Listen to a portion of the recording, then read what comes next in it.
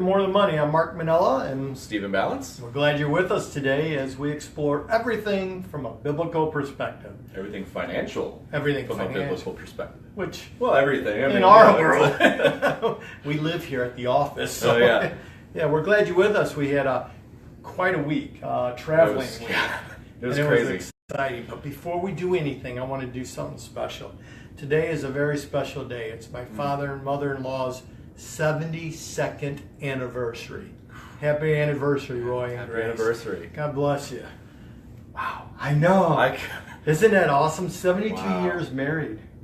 Yeah, That's- they're in their 90s. yeah. Yeah, I've they met did. him, and that's saying something. Of course they You know, have. It's for- your grandpa I know, and but grandma. they're special. They're special. They are definitely special, and they did well. But yeah, we were on a road trip this last Yeah. week, which we went out to the NACFC conference. If you've been watching our Facebook or Yeah. even the More Than Money website, you've probably been seeing some posts out there, some Yeah. great speakers and stuff. A bunch of pictures, videos, all about the conference. That was up in, I believe, Cincinnati. And we also went to Kentucky, but we'll talk about that in a minute. So, NACFC, it's the National Association of Christian Financial Consultants Right. Conference. And this was your But first conference. It was. It was It's like exciting. my 18th. So, concerning the NACFC, tell them, what is it? Okay, the NACFC, the National Association of Christian Financial Consultants, was originally formed to educate and equip Christian financial advisors, investment advisors, on the wisdom and insights of biblical responsible investing. Helping advisors to help people to invest as an act of worship, to invest without compromising biblical values or morals. To help them, Joe from Inspire was there, and he yeah. said to help people invest the hell out of their portfolio. I like that. That's not a cuss word, okay? No. I love it too, and that's what the NACFC was originally formed for, and along the way, kind of incorporated more and more stewardship things, kind of like More Than Money Ministries has done. Okay. But that is their main core and focus. So my question, this sounds, it sounds to you maybe like a very prestigious conference or something. Why were we invited? Why did they let us? why in? did they let us? Well, I think they asked me back because I always brought my wife with me before, and Oh, everybody yeah. loves Cindy. Yeah. In fact, this time when I walked in, they said, "Where's Cindy?" Yeah. But actually, we were there for several reasons. One, it's a great organization. It's kind of like the guardians of the BRI movement, the Biblical Responsible Investment movement. They're there to make sure that the world doesn't encroach on the Christian investment community and start bringing in ugliness and saturate and water down the whole thing. Yeah. So that's one reason we want to support that organization. Another reason is because they had such great speakers that we wanted to hear those speakers and be encouraged. People like Peter Heck and Matt Stavers, just incredible speakers were there. So we wanted to be involved in that. And third, NACFC is regrouping because they want to be impactful, not only in the Wall Street people's lives, but in the lives of every Christian who God has blessed with abundance and has IRAs, 401ks, and other things, so that they too can impact the world for Christ, even in their investments. So we were there kind of to help encourage and guide that process along. Okay. So that explains why we were there. So who else was there and why? You mentioned Matt Stavers, Peter Heck. So who I were made they? a small list because it's really hard to remember.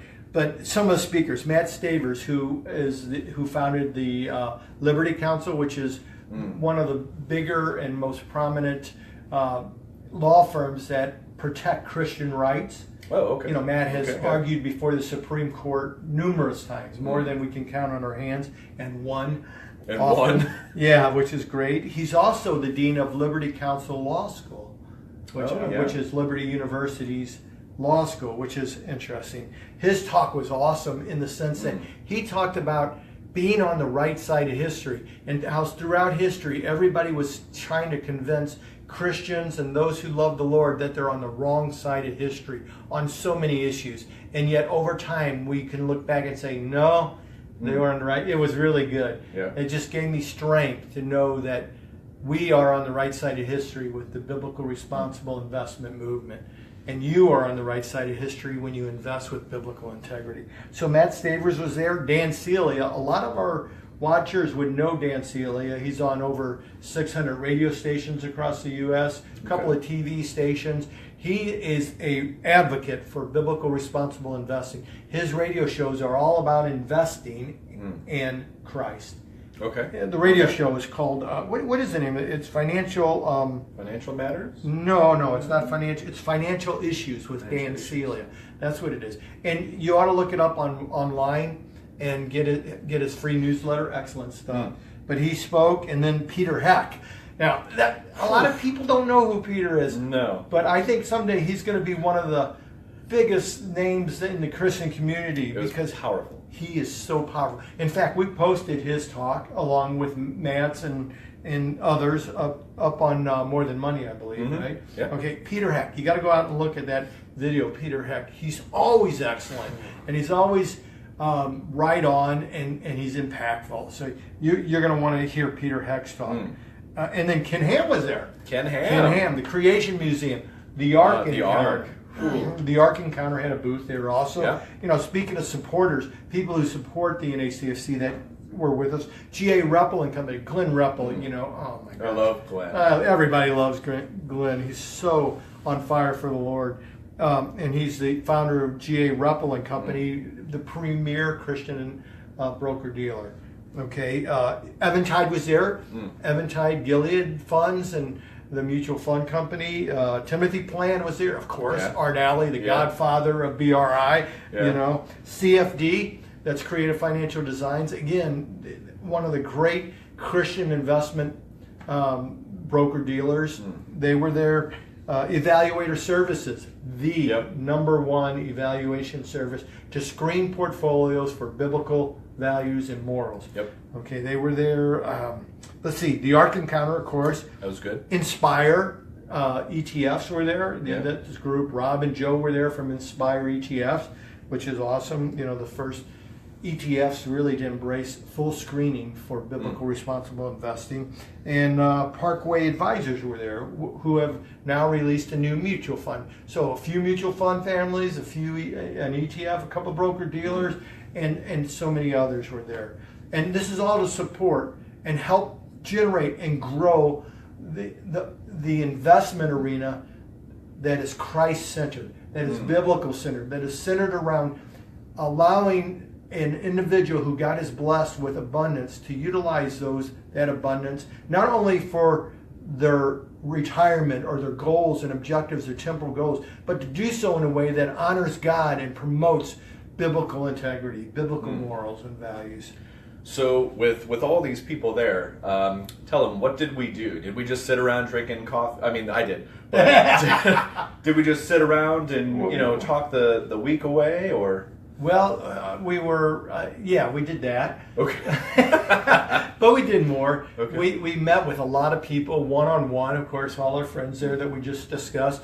We talked about the future of biblical responsible investing. Yeah. We had board meetings, the NACFC did, plus side meetings to help guide, like I said, the NACFC is now on a track to refocus and to be so much more impactful, not only to Wall Street, but also the Christian community in general. So we gave ideas, encouraged, helped those people, let those who are participating, who are funding the NACFC, who are partnering with them, that how much they're appreciated, and just kind of bonded. We prayed a lot. A lot of praying went on.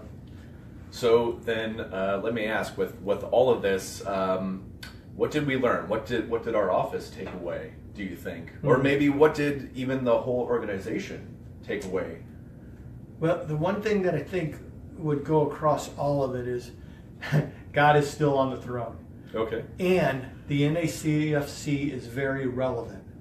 The National Association of Christian Financial Consultants is very relevant, and God is still blessing it in the sense that He is encouraging the organization to continue on and to grow so that they can bring awareness and consciousness of the impact of one's investment to the world.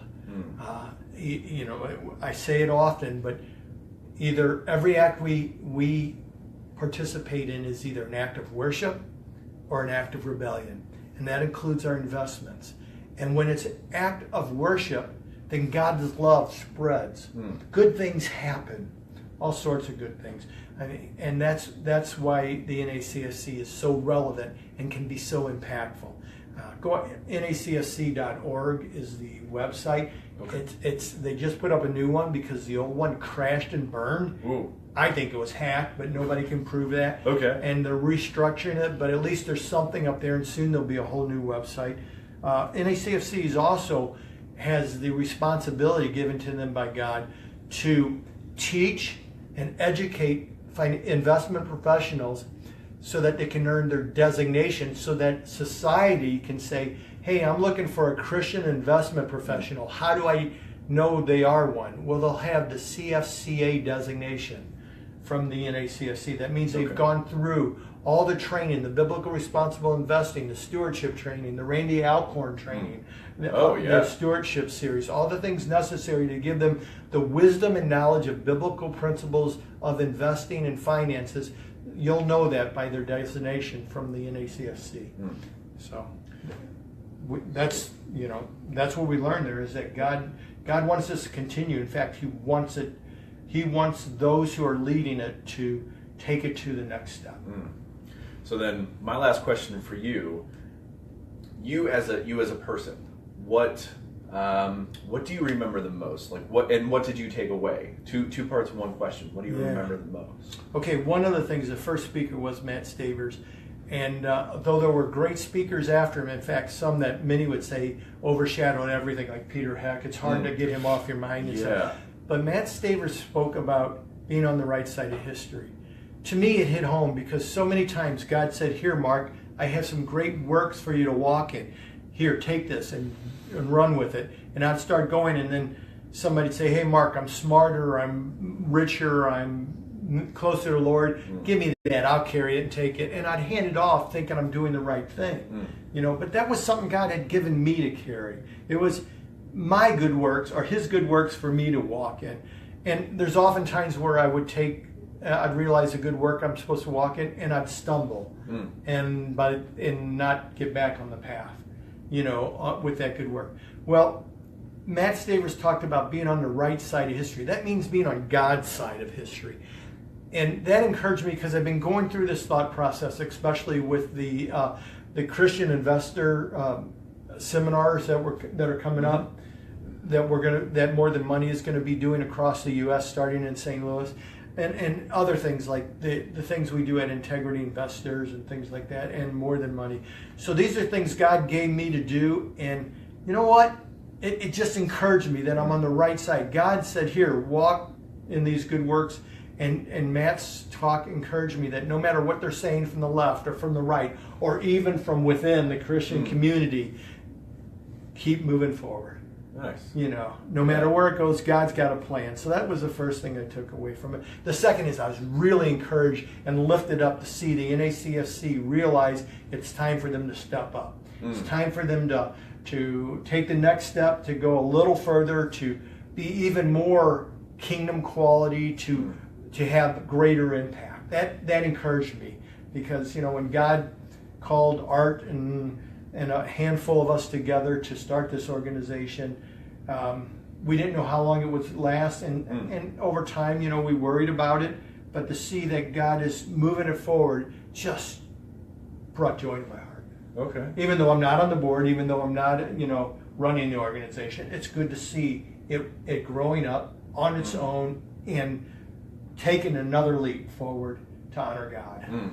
See, personally, I took away something a little different because it was my first conference, so I wasn't, I guess, as connected to the NACFC as you have been. So mine was more on a personal level. Well, tell me about that. Honestly, the coolest thing, I didn't know what to expect. I honestly kind of expected a maybe a dry conference. I don't know. A business conference. Yeah. And Which it was. It was. But it was more organic. We worshiped together. There was a band, and we sang worship songs and prayer every morning. Yeah, prayer every morning. We had just a lot of food, together, which was great. But all of it was just very organic, and afterwards we would meet and just talk and kind of shoot the breeze and figure out where each other, was in our journey. But one of the things that I think really connected us was, brought up Kentucky earlier, we got to go to the Ark Encounter. Yeah. And Ken Ham spoke a little bit before that, and we all went, and it was really neat to see these giant leaders of, the BRI movement as people. And the investment arena. Yeah. These are not small players. No, they're not. And so to see them just as people, getting lunch and just, I actually had one of the guys come up and he kind of did that and then walked away real fast, And just to see them, playing around one of the guys, carrying his grandson and just kind of poking and playing with them, to see that these people are influential to us and can be influential to you. And to see them, they're people, they're Christians, they're loving on each other and on God. It was just so neat to see. Yeah, they're real people. But more than that, they're real believers. They've dedicated their life to serving God, to honoring God. That He put them on Wall Street, that He put them in the investment arena, is no different than putting them in the Congo. Yeah. Their witness to the world is just as impactful, and maybe even more so. Our good friend Alan Ross, who could not make it this time, author and founder of Kingdom Companies, he often would say that Wall Street is the new Roman road. It's the new ability to reach everybody with the gospel, because commerce will go everywhere, not just to the Congo, but it goes everywhere, and it's allowed in everywhere. Yeah. And if we acknowledge Christ in that area, the gospel can go out that way too. Yeah. By the way, we missed you, Alan. Yeah. So that pretty much sums up our NACFC conference. Yeah. With that said, I do want to thank you all for staying tuned to these, and we're going to be doing more. We're going to get better and be watching. I know we've been saying this a long time, but it looks like it's October 21st in St. Louis. The venue has not been inked yet, but we believe we have the venue for the first National Christian Investment Seminar Conference, something like that. Investing with biblical integrity. Why? How? What's important about it? What about my 401k? What about IRAs? Right now, the speakers that have signed on and said they'd be there, Dan Celia is going to be there, Ardell is going to be there, I'm going to be there. So it's not a small thing. Kingdom Brothers Blues Band is going to be there. Live music? Yeah, for live music so far. We'll update you as changes come, but we look forward to you being there as well. Yeah. Because I know if you're watching this, you know that life is so much more than money. God bless everyone.